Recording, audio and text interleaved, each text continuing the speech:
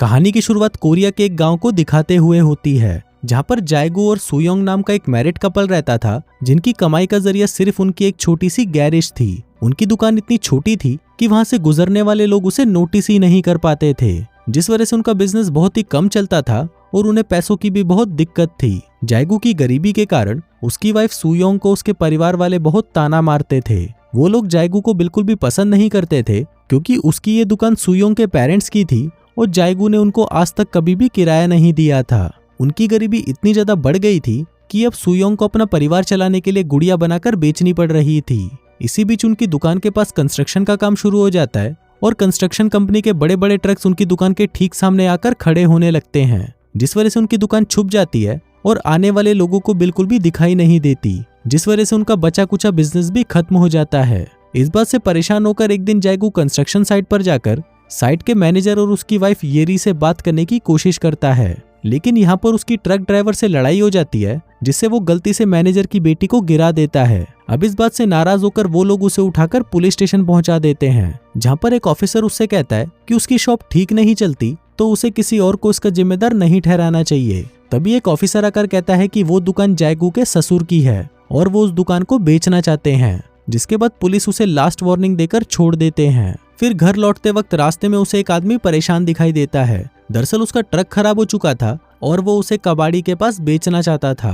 तभी जायगू उसे बताता है कि अगर इस ट्रक के वॉल्व बदल दिए जाएं तो ये कुछ और साल आराम से चल सकता है। फिर घर पहुंचकर जायगू अपनी वाइफ से पूछता है कि क्या सच में उसके डैड इस दुकान को बेचना चाहते हैं, जिस पर वो कहती है कि किराया ना मिलने की वजह से उसके डैड बहुत परेशान हो चुके हैं। अभी सुनकर जायगू को गुस्सा आ जाता है और वो चुपचाप घर से बाहर निकल जाता है। वो पास की शॉप में कुछ सिगरेट्स और बियर खरीदने जाता है, लेकिन पैसे कम होने की वजह से वो सिर्फ कुछ सिगरेट्स ही खरीद पाता है। उस दुकान की मालिक एक ओल्ड लेडी थी, जिसकी पोती को जायगू एक बार स्कूल छोड़ने गया था। उसका शुक्रिया करने के लिए वो अपनी पोती के हाथों जायगू को फ्री में एक बियर का कैन भिजवा देती है। फिर जायगू वहां पर बैठा बियर और सिगरेट पी रहा होता है, लेकिन तभी वहां पर मिस्टर मून नाम का एक स्क्रैप डीलर आकर जायगू को मारने लगता है, क्योंकि जायगू की वजह से उस ट्रक वाले ने उसको अपना ट्रक नहीं बेचा था। तभी सीन शिफ्ट होता है, जहां डिनर करते हुए मिस्टर मून अपने दोस्तों को जायगू के साथ हुई मारपीट के बारे में बताता है, जिस पर वो लोग उसे सुयोंग के बारे में बताने लगते हैं। अभी सुनकर मिस्टर मून बाहर चला जाता है, क्योंकि वो एक टाइम पर सुयोंग से शादी करना चाहता था और आज भी मन ही मन वो उससे प्यार करता था। कुछ दिनों बाद सुयोंग अपनी फैमिली के किसी फंक्शन में जाती है, जहां पर उसके सभी रिश्तेदार उसको जायगू के साथ शादी करने पर ताने मारते हैं। कुछ देर बाद यहाँ पर जायगू भी आ जाता है। वो तैयार होकर आया था और उसके हाथ में एक केक का डिब्बा था। दरअसल इस फंक्शन में आने के लिए उसने उधार में पैसे लिए थे, ताकि वो नए कपड़े और केक के साथ आकर सबको इम्प्रेस कर सके। लेकिन जैसे ही वो दरवाजे पर पहुंचता है, तभी बाहर से ही उसे सुनाई देता है कि कुछ लोग उसकी बुराइयां कर रहे हैं। वो लोग उसकी गरीबी और मजबूरी का मजाक उड़ा रहे थे। तभी शर्म के मारे वो अंदर नहीं आता और बाहर से ही वापस चला जाता है। फिर रास्ते में वो देखता है कि एक कार रोड के बीचों बीच टायर पंचर की वजह से रुकी हुई है। फिर वो फटाफट उस कार के टायर को चेंज करके ठीक कर देता है। अब इतना देर रात का समय था और इतनी रात को उन्हें और कोई मैकेनिक नहीं मिलेगा, ये सोचकर जायगू उनसे ज्यादा पैसे मांगता है। इसके बाद वो उस टायर के पंचर का रीजन चेक करने जाता है, तो वो देखता है कि वहां पर एक कील पड़ी थी। फिर उसी वक्त वहां पर सुयोंग अपने एक रिलेटिव की कार से उतरती है, जिसके बाद वो जायगू को इग्नोर करके वहां से निकल जाते हैं। अब ये देखकर जायगू को बहुत बुरा लगता है, जिसके बाद सुयोंग के साथ उसकी बहस हो जाती है। फिर सुयोंग को शांत करने के लिए जायगू उसे वो पैसे दे देता है जो उसने उस कार को ठीक करके कमाए थे।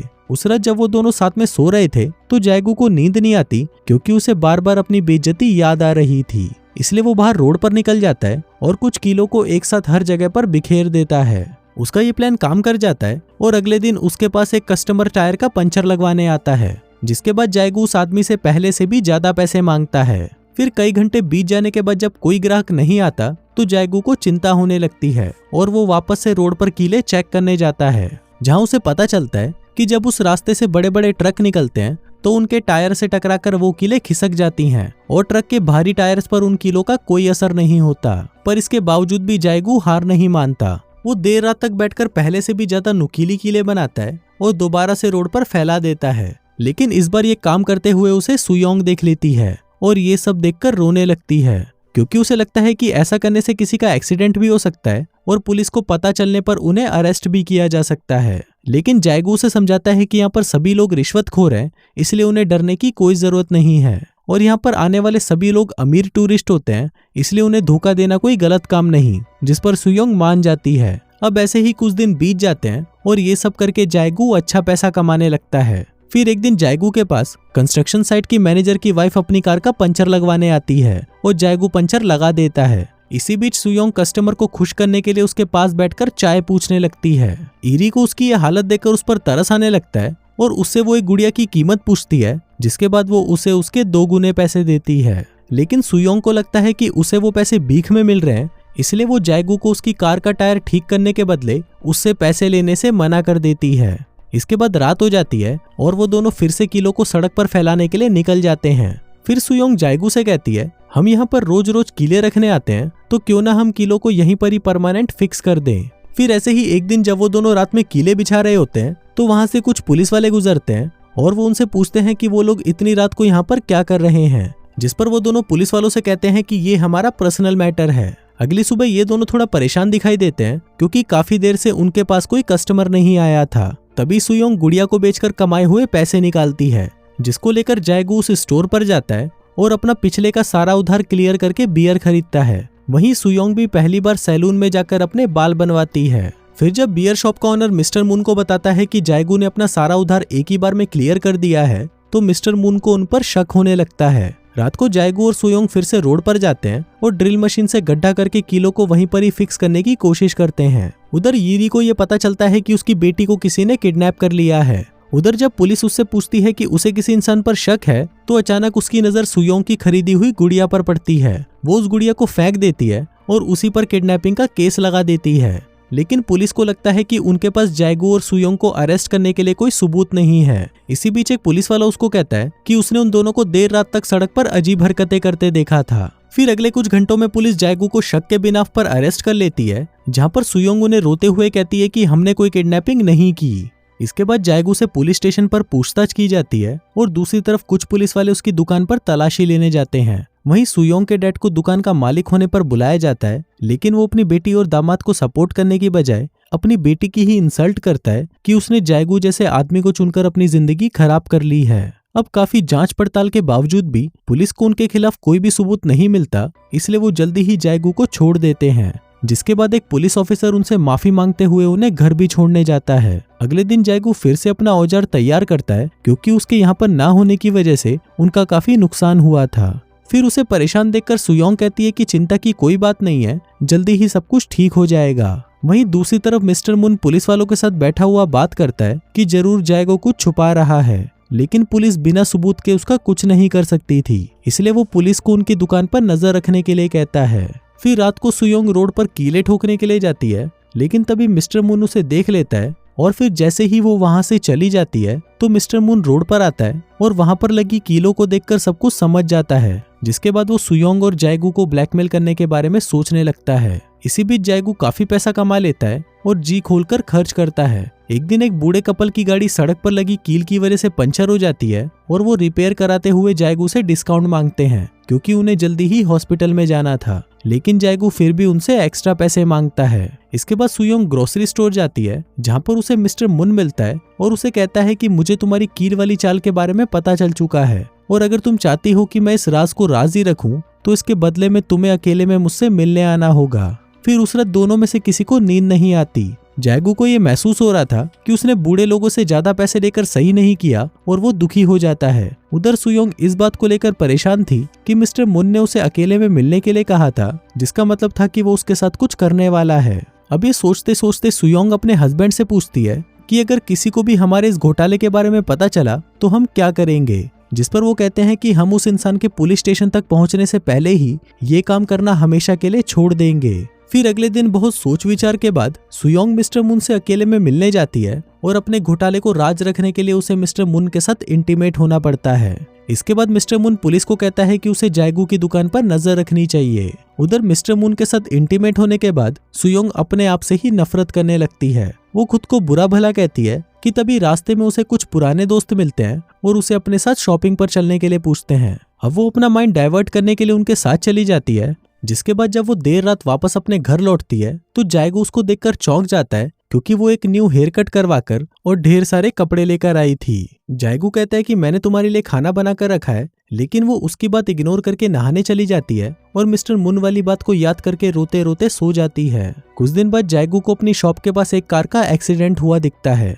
उसे लगता है कि वहाँ पर पुलिस आने वाली है, इसलिए वो वहाँ पर गड़ी हुई कीलों को निकालने लगता है। लेकिन तभी अचानक कार में से एक आदमी निकलता है और जैसे ही वो जायगू को देखता है वो वहाँ से भागने लगता है। उसके जाते ही जायगू कार को चेक करता है तो उसे पता चलता है कि वो आदमी किडनैपर था जिसने ईरी की बेटी को किडनैप किया था। अगले कुछ ही घंटों में वहाँ पर बहुत सारे रिपोर्टर्स आ जाते हैं और उसकी दुकान के पास जमा हो जाते हैं। सभी को लगता है कि जायगू ने ईरी की बेटी को बचाया है और सब उसे हीरो समझकर उसका इंटरव्यू लेने लगते हैं। और तो और उस गांव के गवर्नर भी उसे बधाई देते हैं। फिर जब सुयोंग के डैड को ये खबर मिलती है तो वो गवर्नर से पहचान बढ़ाने के लिए अपने दामाद से प्यार का झूठा नाटक करने लगते हैं। गवर्नर जायगू को इनाम के तौर पर बहुत सारे पैसे देता है और उन पैसों से वो अपने ससुर की दुकान खरीदने की बात करता है, लेकिन जायगू का ससुर उस दुकान की कीमत बढ़ा देता है। इसके बावजूद भी जायगू वो दुकान खरीद लेता है और सुयोंग के पूरे परिवार के सामने अपने ससुर को शर्मिंदा करते हुए उनसे पेपर्स पर साइन करवाता है। फिर कुछ ही दिनों में वो दोनों एक कार भी खरीद लेते हैं,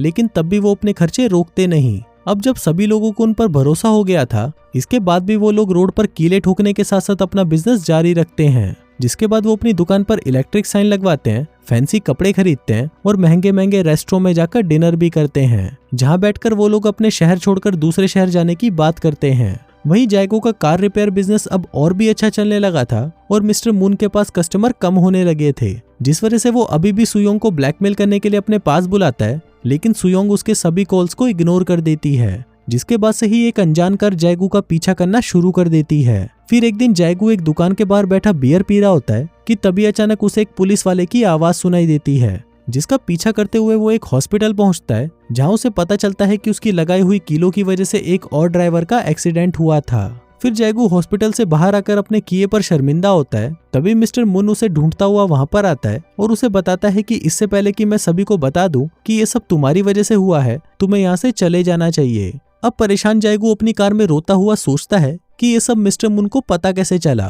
तभी उसे समझ आता है कि मुन उसके बारे में हमेशा से जानता था। वो परेशान होकर जल्दी से घर आता है और घर पहुंचते ही वो सबसे पहले अलमारी में रखे हुए पैसे निकालकर जलाने लगता है, जो सुयंग ने बचा कर रखे थे। वहीं सुयंग रोते हुए उसे रोकने की कोशिश करती है और तभी वो जायगू को बताती है कि मिस्टर मुन को मुंह बंद रखने के लिए उसे अपने आप को उसके हवाले करना पड़ा था। सुयोंग जायगू से कहती है कि ये पैसे हम दोनों ने मिलकर बहुत मेहनत से कमाए हैं, इसलिए मैं ये तुम्हें ऐसे जलाने नहीं दूंगी। अब सारी बातें जानकर जायगू को बहुत दुख होता है कि उसकी वाइफ ने चंद पैसों के लालच में उसे धोखा दिया था, इसलिए वो उन सभी पैसों को सुयंग के पास छोड़कर रोता हुआ घर से बाहर निकल जाता है और रोड पर जाकर अपने हाथों से उन कीलों को निकालने की कोशिश करता है, लेकिन वो इतनी बुरी तरह से अंदर घुसी हुई थी कि उन्हें आसानी से निकालना बहुत मुश्किल था। फिर अगली सुबह जब सुयोंग नए कपड़े पहनकर मेकअप कर रही होती है तो वहीं जायगू एक ट्रक किराए पर लेता है और उसे उस रोड पर चलाता है ताकि उस ट्रक के वजन के साथ सारी कीलें हमेशा के लिए नीचे धंस जाएं। और इसी के साथ ही ये कहानी यहीं खत्म हो जाती है।